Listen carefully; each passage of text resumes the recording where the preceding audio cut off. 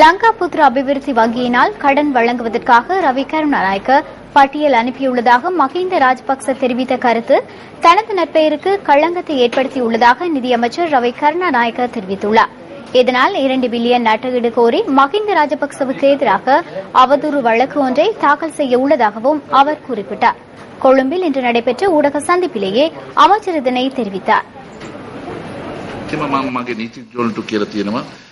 2,000 million நட்டஈடு கோரி அவதூறு வழக்கு ஒன்றை தாக்கல் செய்யுமாறு எனது சட்டத்தரணிகளுக்கு நான் கூறியுள்ளேன். இல்லை என்றால் இவை கோமாளித்தனமாகிவிடும். இவர்கள்தான் ஹெல்வின் ஹம்மாந்தோட்டை தொடர்பிலும் பேசுகின்றனர். 83 மில்லியன், அதாவது 830 லட்சம். இந்த நிலையில்தான் இவர்கள் பேசுகின்றனர். எனது பெயரை தொடர்புபடுத்தியுள்ளமையினாலேயே நான் இந்த விடயங்களை கூறுகிறேன். நாட்டின் பொருளாதாரத்தை சீரழித்துள்ளனர். வேலை திட்டங்களையே நிறுத்தியுள்ளீர்கள் என அவர்கள் நம்மிடம் கேள்வி கேட்கின்றனர். முன்னாள் நிதியமைச்சரிடம் நான் ஒரு விடயத்தை கேட்க விரும்புகிறேன். எங்கே வேலை திட்டங்கள் நிறுத்தப்பட்டுள்ளது? முன்னாள் ஜனாதிபதி இருக்கும் இடத்திற்கு நான் வருகிறேன். இது தொடர்பில் விவாதிப்போம்.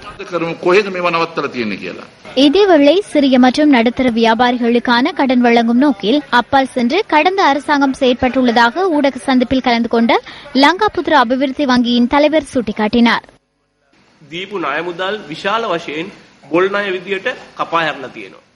வழங்கப்பட்ட பெருந்தொகையான கடன்கள் அறவிட முடியாத கடன்களாக மதிப்பிடப்பட்டுள்ளது. 1,600 மில்லியனுக்கும் அதிகமான தொகை எம்மால் மீண்டும் பெற்றுக்கொள்ள முடியாத நிலையில் காணப்படுகிறது.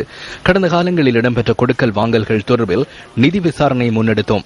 மாணிக்கக்கல் அதிகார சபையினால் 1.4 மில்லியன் ரூபாவாக மதிப்பீடு செய்த ஒரு வகை கற்களுக்கு அப்போதிருந்த திரைசேரியின் அதிகாரிகளின் ஆலோசனைக்கு அமைவாக 5 மில்லியன் ரூபாய் வழங்கப்பட்டுள்ளது.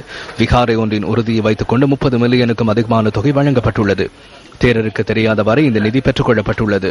அதேபோன்றுதான் திருகோணமலை பிரதேசத்தில் அரசியலில் ஈடுபடும் ஒருவருக்கு 75 மில்லியன் கடனாக படகு செய்வதற்காக வழங்கப்பட்டுள்ளது.